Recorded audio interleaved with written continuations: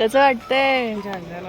नमस्कार मित्रांनो, सहलीला जायचं सहलीला असं म्हणत म्हणत अखेर आम्ही निघालो भूर म्हणजे फिरायला हो. वाटेत जोशीवडेवाले यांचं उत्पन्न वाढवत आणि आमच्या खिशाला हलकीशी कात्री लावत गाडी पुढे सरकवत आम्ही पोहोचलो पवना लेकच्या कॅम्पसाईटवर.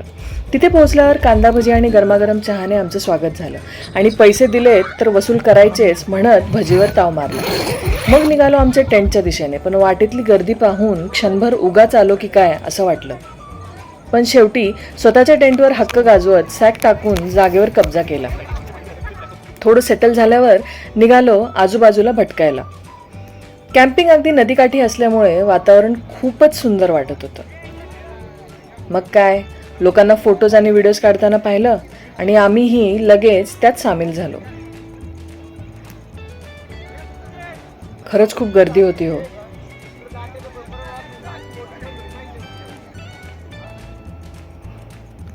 थोडा वेळ निवांत नदीकाठी बसून त्या शांत वातावरणाचा आनंद घेतला.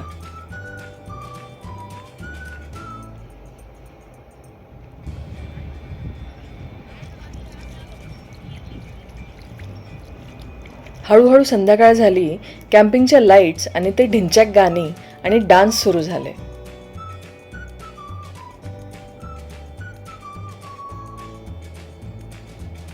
प्रत्येक जण इथे मजा करायला आलेला होता.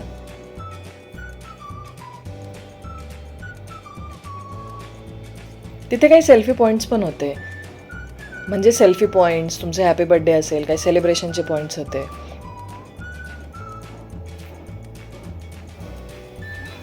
परत फोटो सेशन केल्यानंतर डान्समध्ये मी मागे राहते की काय, तिथेच एक श्वान भेटला आणि त्या श्वानासोबत मी डान्स सुरू केला.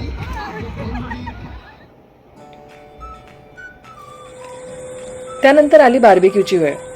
आपापल्या वाट्याचं चिकन घेऊन आम्ही परत टेंटकडे वळालो.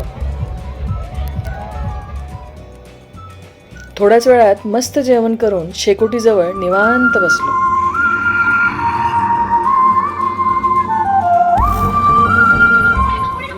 त्या प्लॅनमध्ये मूवीचा पण प्लॅन होता, पण कुणीच बघत नसल्यामुळे उगाच तारक मेहता लावून ठेवलं होतं त्यांनी. झोपायची वेळ झाली होती, पण म्हटलं आधी उनो खेळू आणि मग झोपू. सकाळ झाली चिमण्यांच्या आवाजाने आणि सुंदर अशा सूर्यदेवाच्या दर्शनाने. सकाळचं वातावरण खरंच खूप खूप सुंदर दिसत होतं.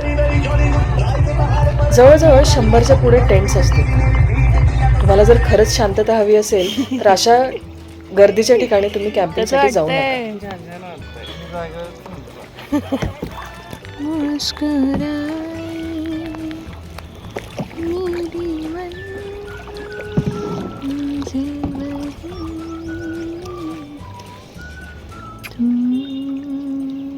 कॅम्पिंगच्याच पैशात बोटिंग आणि कायाकिंग पण इन्क्लुडेड होतं.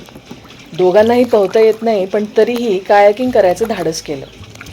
जे काही होईल ते दोघांचं एकत्र होऊ दे असं म्हणत बसलो बोटमध्ये. आणि खरं सांगायचं तर खूप मजा आली बरं.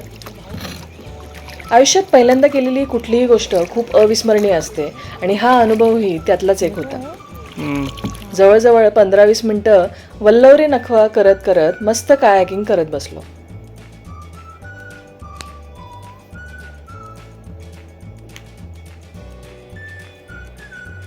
मग झाली नाश्त्याची वेळ.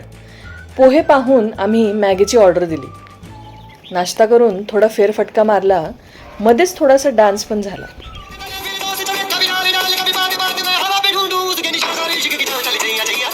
आणि शेवटी पुन्हा एकदा नदीकाठी जाऊन बसायचं ठरवलं. त्या शांत वातावरणाचा, स्वच्छ हवेचा, स्वच्छ पाण्याचा अनुभव आनंद घेण्यासाठी आम्ही तिथे जाऊन बसलो.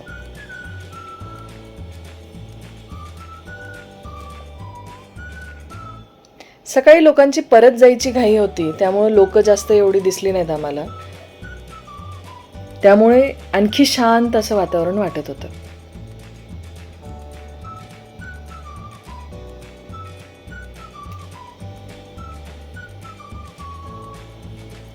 त्या शांत वातावरणाचा अनुभव घेत परतीच्या प्रवासाला सुरुवात झाली.